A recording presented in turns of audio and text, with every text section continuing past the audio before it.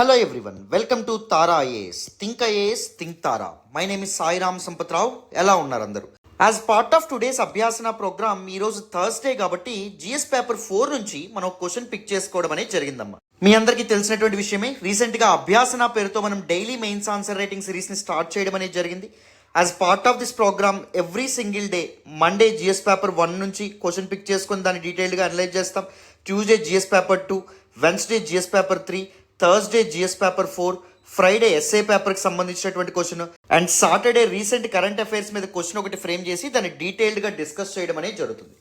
Everyday 9 AM 9 గంటలకి మీకు question అయ్యేటువంటిది మన టెలిగ్రామ్ ఛానల్లోనూ అండ్ యూట్యూబ్ కమ్యూనిటీ పేజ్లోనూ పోస్ట్ చేస్తాం. అండ్ అదే రోజు సాయంత్రం 5 గంటలకి detailed answer discussion session and దాంతోపాటు మోడల్ ఆన్సర్ అనేటువంటిది మన టెలిగ్రామ్ ఛానల్లోనూ యూట్యూబ్ ఛానల్లోనూ పోస్ట్ చేయడం అనేది జరుగుతుందమ్మా. So Abhyasana, which is a scientifically designed, well-designed program to help all the civil service aspirants to ace in their civil services mains examination. ఈ particular ప్రోగ్రామ్ని మీరు ప్రతిరోజు రిలెంట్లెస్గా ఫాలో అయితే, కన్సిస్టెంట్గా ఫాలో అయితే మీకు this particular program serves to twin objective. ఒకటి mains answer writing సంబంధించినటువంటి బేసిక్ అప్రోచ్ మీకు అలవాటు అవుతుంది. అండ్ దాంతోపాటు ప్రతిరోజు ఒక యూనిక్ టాపిక్ మీద మనం క్వశ్చన్ ఫ్రేమ్ చేసుకుని డిస్కస్ చేయడం వల్ల మీకు ప్యారలల్గా కంటెంట్ అనేటువంటిది కూడా బిల్డ్ అవుతుంది. So what you need to do every single day tune in to our channel. ప్రతిరోజు 5 గంటలకి డీటెయిల్డ్ డిస్కషన్ సెషన్ అనేటువంటిది వాచ్ చేసే ప్రయత్నం చేయండి. అండ్ మీ ఓన్గా కూడా వాచ్ చేసిన తర్వాత అయినా ముందైనా క్వశ్చన్ని అటెంప్ట్ చేసే ప్రయత్నం చేయండి.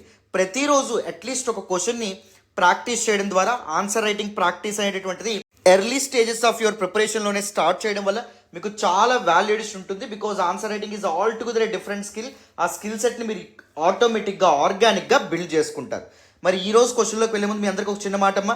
మనం యూట్యూబ్లో అప్లోడ్ చేసుకునే అన్ని వీడియోస్ వెనుక చాలా ఎఫర్ట్స్ ఉంటాయి, చాలా హార్డ్ వర్క్ ఉంటుంది, చాలా టైం ఇన్వెస్ట్ చేయాల్సి ఉంటుంది.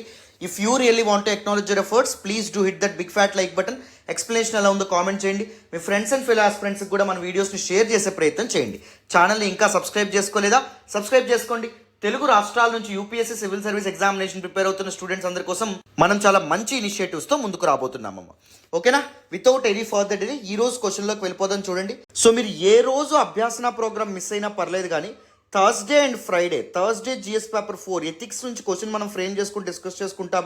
ఫ్రైడే ఎస్ఏ పేపర్ నుంచి క్వశ్చన్ ఫ్రేమ్ చేసి డిస్కస్ చేయడం అనేది జరుగుతుంది. ట్రస్ట్ మీ, మీరు థౌజండ్స్ ఆఫ్ రూపీస్ బయట ఖర్చు పెట్టినా మనం అభ్యాసన ప్రోగ్రాంలో ఇస్తున్నటువంటి ఇన్సైట్స్ మీకు ఎవరు ఈ హ్యాండ్ హోల్డింగ్, ఈ స్టెప్ బై స్టెప్ ప్రాసెస్ అనేటటువంటిది ఎవ్వరు మీకు చెప్పరు. Know where in India. That is what I can guarantee you. So అందుకే ఈ 2 రోజులు మాత్రం తప్పకుండా అభ్యాసన సిరీస్ని, అభ్యాసన సెషన్స్ ఏవైతే ఉంటాయో వాటిని ఫాలో అయ్యే ప్రయత్నం చేయండి. నేను మళ్ళీ మీకు చెప్తున్నాను. రైట్? అండ్ క్వశ్చన్లోకి వెళ్ళే ముందు ఫస్ట్ మనం ఐడెంటిఫై చేయాల్సింది ఏంటి, ప్రతిరోజు ఈ స్టెప్ అనేది మనం మాట్లాడుకుంటున్నాం. వర్డ్ లిమిట్ అండ్ ఎన్ని మార్క్స్కి ఎలొకేట్ చేశారనే విషయం మనం ఐడెంటిఫై చేయాలి.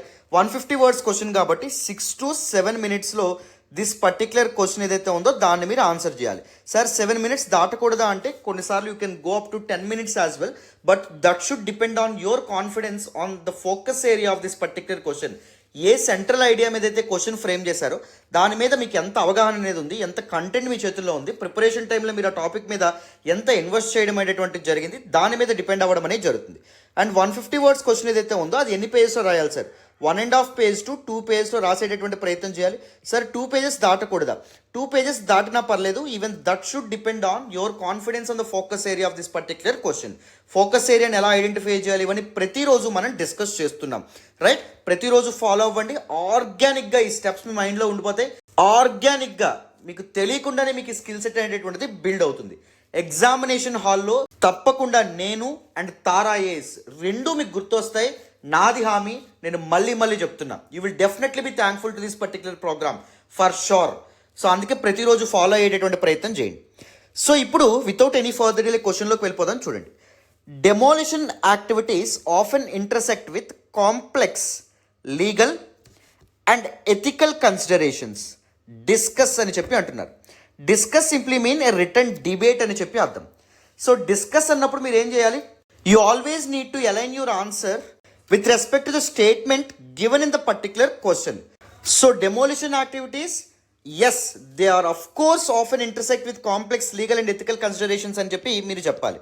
So first demand of the question బాడీలో భాగంగా లీగల్ కన్సిడరేషన్స్ ఏం మీరు బేరీజ్ వేసుకోవాలి డెమోలిషన్ యాక్టివిటీస్ కండక్ట్ చేసే ముందు, అండ్ ఎథికల్ కన్సిడరేషన్స్ ఏవైతే ఉంటాయో వేటిని మీరు అడ్రస్ చేయాలి, వాటి గురించి రెండింటి గురించి మీరు మెన్షన్ చేసే ప్రయత్నం చేస్తారన్నమాట, రైట్. అండ్ క్రిటికల్లీ డిస్కస్ అన్నప్పుడు you need to come up with both sides of the coin.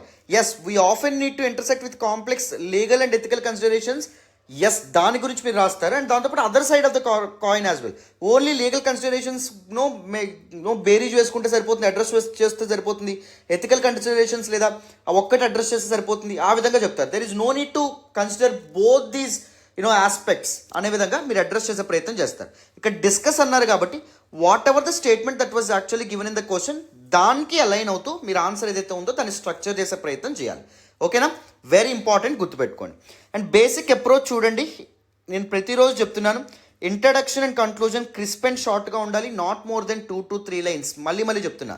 And the purpose of the introduction is to introduce your body part, and the purpose of the conclusion is to summarise or conclude or provide way forward for the body part. Very important thing. ఇంకొక important thing ఏంటంటే, introduction side heading పెట్టి introduction రాయడం తప్పు. Introduction side heading పెట్టకూడదు. Body అని side heading పెట్టి body అని రాయకూడదు, రైట్. కన్క్లూజన్ చెప్పి సైడ్ హెడింగ్ పెట్టి కన్క్లూజన్ రాయకూడదు. మరి మీరు ఎందుకు సార్ మోడల్ ఆన్సర్ ఎక్స్ప్లెయిన్ చేసేటప్పుడు ఇవన్నీ పెడుతున్నారు అంటే, మీ యొక్క బేసిక్ అండర్స్టాండింగ్ కోసం, మీకు అవగాహన రావడం కోసం, ఇంట్రడక్షన్ అనేటువంటిది ఏ విధంగా రాయాలో మీకు తెలియడం కోసం, మీకు డీలినేట్ చేయడం కోసం అక్కడ మనం ప్రొవైడ్ చేయడం అనేది జరుగుతుంది. సో మళ్ళీ చెప్తున్నాను, introduction and conclusion crisp and షార్ట్గా ఉండాలి. And you need to keep it very simple. 10 సార్లు నేను ఇదే చెప్తానమ్మా. సో మామూలుగా ఏం చేస్తారంటే ఫ్లవరీ లాంగ్వేజ్ వాడడం కానీ, లేకపోతే ఓవర్ ఎక్స్పెరిమెంట్ చేస్తూ ఉంటారు ఇంట్రడక్షన్ అండ్ కన్క్లూజన్తో. People always tend to overboard with introductions and conclusions. So అది చాలా తప్పు. You need to keep introductions and conclusions very simple. You need to play a very safe game. అదొకటి గుర్తుపెట్టుకోవాలి. And దాంతోపాటు second important skill ఏంటంటే, you need to build generalisations. Facts ఏవైతే ఉంటాయో వాటి నుంచి, థియరీ పార్ట్ నుంచి అనలైటికల్ అప్రోచ్ ద్వారా జనరలైజేషన్స్ బిల్డ్ చేసే కెపాసిటీ ఉండాలి. అండ్ దాంతోపాటు you need to play with your words. మీ దగ్గర ఉన్నటువంటి లిమిటెడ్ కంటెంట్ ఏదైతే ఉందో దాన్ని ఉపయోగించుకొని డిమాండ్ ఆఫ్ ద క్వశ్చన్స్ అయినట్టుగా you need to align you need to structure your answer. అది మీకు అలవాటు అవ్వాలి. So that is the skill set, that is an very unique skill that you will build over the time. So over time మీకు build అవ్వడం అనేటువంటి జరుగుతుంది. Not to worry at all. UPSC civil service examination, for that matter any competitive examination, ముఖ్యంగా mains examination లేదా SA రేటింగ్కి సంబంధించి you shouldn't beat around the bush అమ్మ.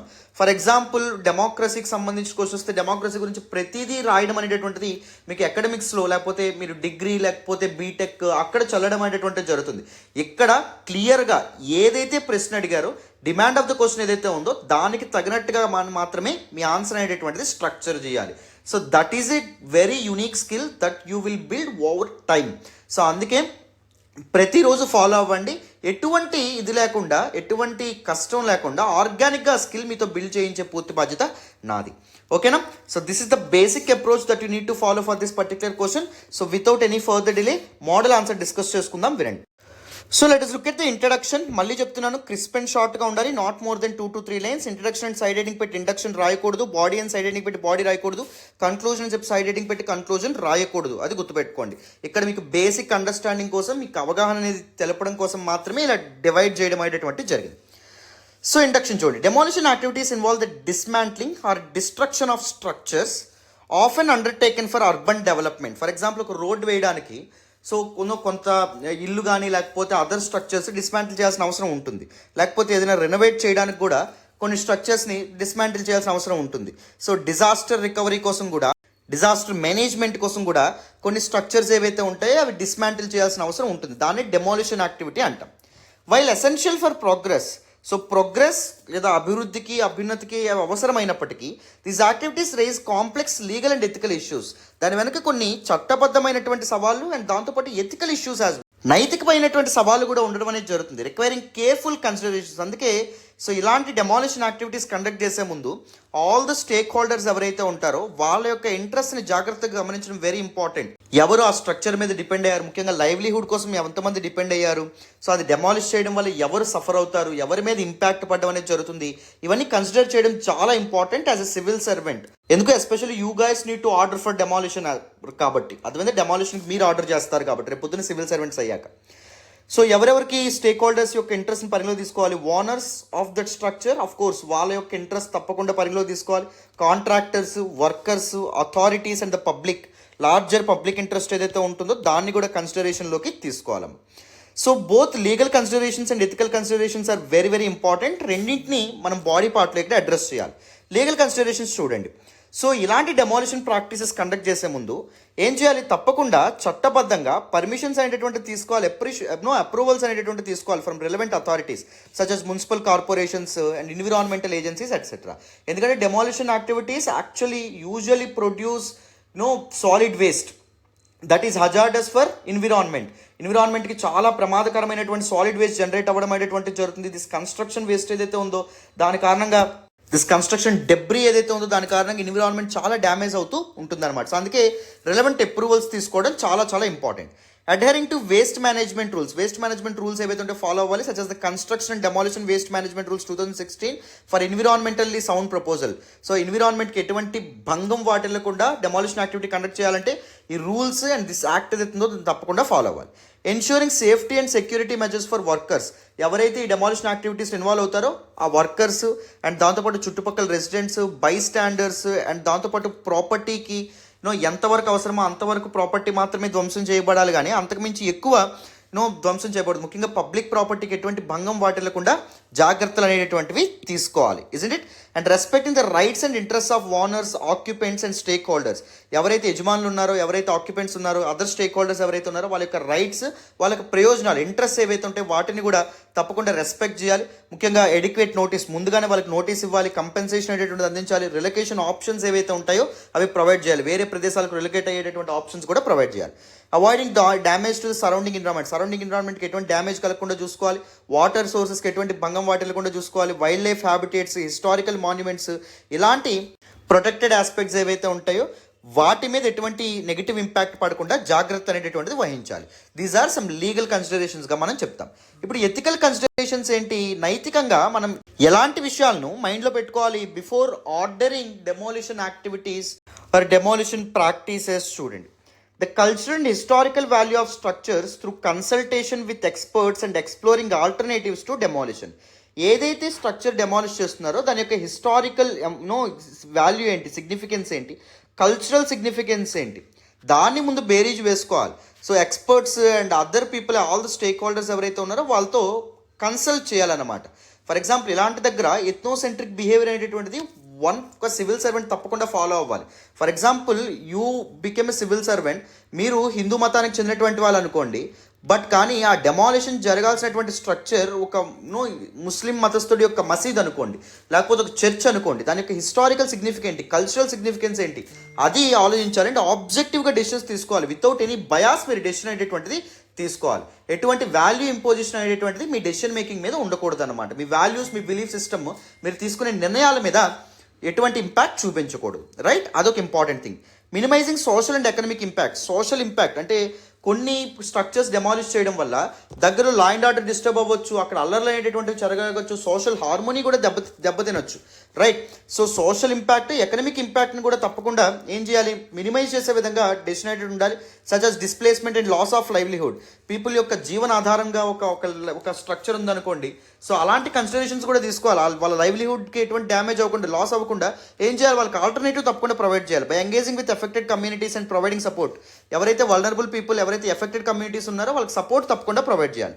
Promoting sustainability and circularity in construction by reducing resource consumption, maximizing reuse and recycling of demolition waste. So environment మీద ఎటువంటి damage పడకుండా చూసుకోవాలి. So ఇప్పుడు environment పోతే పోయింది అనుకోకుండా ఉండకూడదు. This is wall environment protection కూడా ఎథికల్ కన్సిడరేషన్, అది ఎప్పుడైనా గుర్తుపెట్టుకోండి, ఓకేనా? ఎందుకంటే ఫ్యూచర్ జనరేషన్స్ దృష్టిలో పెట్టుకోవడం కానీ, లేకపోతే civil servant, as a civil servant నువ్వు ఎన్విరాన్మెంటల్ పొల్యూషన్ నుంచి నీకు ప్రొటెక్షన్ లభించవచ్చు, బట్ దగ్గరలో ఉండే vulnerable people and habitats, natural habitats ధ్వంసమైపోయే అవకాశం ఉంటుంది మీరు తీసుకునేటువంటి నిర్ణయాల వల్ల, రైట్? సో వాటిని కూడా బేరీజ్ వేసుకోవడం very important. And construction demolition waste ఏదైతే ఉందో అది రీసైకిల్ చేయడం కూడా చాలా చాలా ఇంపార్టెంట్. ఎన్విరాన్మెంటల్ ఇష్యూస్ ఏవైతే ఉంటాయి, ఛాలెంజెస్ ఏవైతే ఉంటాయో అవి మిటిగేట్ చేయాలంటే. And upholding the principles of justice. So న్యాయం గెలిచే విధంగా మీ ప్రాక్టీస్ అనేటటువంటిది ఉండాలి. అంటే న్యాయబద్ధంగా చేయాలి తప్ప ఎవరి మీద అటాక్ చేయడానికి, లేకపోతే ఎవరినో ఇబ్బంది పెట్టడానికో ఇలాంటి యాక్టివిటీస్ జరగకూడదు. ఫెయిర్నెస్ అనేటటువంటిది ఉండాలి, ఆబ్జెక్టివిటీ ఉండాలి, అండ్ అకౌంటబిలిటీ ఉండాలి, జవాబుదారీతనం అనేటటువంటిది ఉండాలి. You need to have enough rationality, logic, before ordering such things by ensuring transparency, compliance and addressing grievances. People యొక్క ఫిర్యాదులు ఏవైతే ఉంటాయో వాటిని అడ్రస్ చేయాలి, వాళ్ళకి వల్నరబుల్ పీపుల్, ఎఫెక్టెడ్ కమ్యూనిటీస్కి ప్రాపర్ సపోర్ట్ అనేటటువంటిది అందించాలి, రీలొకేషన్కి ప్రాపర్ ఫెసిలిటీస్, సపోర్ట్ అనేటటువంటిది కూడా అందించడం అనేది జరగాలి, అండ్ లీగల్ కంప్లైంట్స్ కూడా ఉండాలి, isn't it? And now conclusion crisp and షార్ట్గా ఉండాలి, not more than 2 to 3 lines, very very important, గుర్తుపెట్టుకోండి. And the purpose of the conclusion is to conclude or summarise or provide way forward for the body part. And conclusion అని చెప్పి side heading పెట్టి conclusion రాయడం కూడా చాలా తప్పు, అది కూడా గుర్తుపెట్టుకోండి. Demolition activities require balance between progress and preservation, considering legal requirements and ethical responsibilities. కొన్నిసార్లు డెమాలిషన్ యాక్టివిటీస్ వల్ల ప్రోగ్రెస్ అనేది సాధ్యపడుతుంది, రెనోవేషన్ చేయడం కానీ వీటన్నింటి వల్ల, పాత స్ట్రక్చర్స్ డిస్మాంటిల్ చేయడం వల్ల పీపుల్ని ప్రొటెక్ట్ చేయొచ్చు కూడా కదా. సో దాన్ని మనం ఎంత ఫోకస్ చేస్తున్నాం, ఎంత ఇంపార్టెన్స్ ప్రోగ్రెస్కి ఇస్తున్నామో, ప్రిజర్వేషన్ కూడా ఆ స్ట్రక్చర్ యొక్క కల్చరల్ ఆర్ హిస్టారికల్ సిగ్నిఫికెన్స్ని అర్థం చేసుకొని ప్రిజర్వ్ చేయడం కూడా చాలా important, right? Both legal considerations అనేటటువంటివి అడ్రస్ చేయాలి, ఎథికల్ రెస్పాన్సిబిలిటీస్ని కూడా దృష్టిలో పెట్టుకోవాలి. By prioritising safety, sustainability and community wellbeing, stakeholders can mitigate negative impacts and ensure that demolition serves the broader interest of society. So సేఫ్టీని, సస్టైనబిలిటీని and community వెల్బీయింగ్ని preserve చేయడం ద్వారా డెమాలిషన్ ద్వారా ఎదురయ్యేటటువంటి నెగిటివ్ ఇంపాక్ట్స్ని మనం తప్పకుండా మిటిగేట్ చేయొచ్చు, రెగ్యులేట్ చేయొచ్చు. అండ్ దాంతోపాటు ఆ డెమాలిషన్ అనేటటువంటిది broader interest of society, larger wellbeing of people, wellbeing of masses, ప్రజల యొక్క దీర్ఘకాలిక ప్రయోజనాలు ఏవైతే ఉంటాయో వాటి కోసం దిస్ యాక్టివిటీ ఉపయోగపడేటట్టు చేయొచ్చు, ఇజంట్ ఇట్? సో కంప్లీట్గా డీటెయిల్గా దిస్ పర్టికులర్ క్వశ్చన్ కూడా మీకు అర్థమైందని అనుకుంటున్నాను. ప్రతిరోజు ఫాలో అవడం మీకు చాలా వాల్యుయేషన్ ఉంటుంది, వేరియస్ టాపిక్స్ మీద మీకు అవగాహన వస్తుంది, కంటెంట్ కూడా ప్యారల్గా బిల్డ్ అవుతుంది, మెయిన్స్ ఆన్సర్ రైటింగ్ అప్రోచ్ కూడా మీకు బిల్డ్ అవ్వడం అనేటువంటిది జరుగుతుంది, మీకు తెలియకుండా ఆర్గానిక్గానే బిల్డ్ అవుతుంది. సో మన ఎఫర్ట్స్ మీకు నస్తున్నట్టయితే please do hit that big fat like button. Explanation ఎలా ఉందో కామెంట్ చేయండి, మీ ఫ్రెండ్స్ అండ్ ఫెలో ఆస్పిరెంట్స్కి కూడా మన వీడియోస్ని షేర్ చేసే ప్రయత్నం చేయండి. ఛానల్ని ఇంకా సబ్స్క్రైబ్ చేసుకోలేదా? సబ్స్క్రైబ్ చేసుకోండి. తెలుగు రాష్ట్రాల నుంచి యూపీఎస్సీ సివిల్ సర్వీస్ ఎగ్జామినేషన్ కోసం ప్రిపేర్ అవుతున్న స్టూడెంట్స్ అందరి కోసం మనం చాలా మంచి ఇనిషియేటివ్స్తో ముందుకు రాబోతున్నాం. ఓకేనా? Thank you once again. మళ్ళీ నెక్స్ట్ క్లాస్లో కలుద్దాం నాన్న. బాయ్ అమ్మా.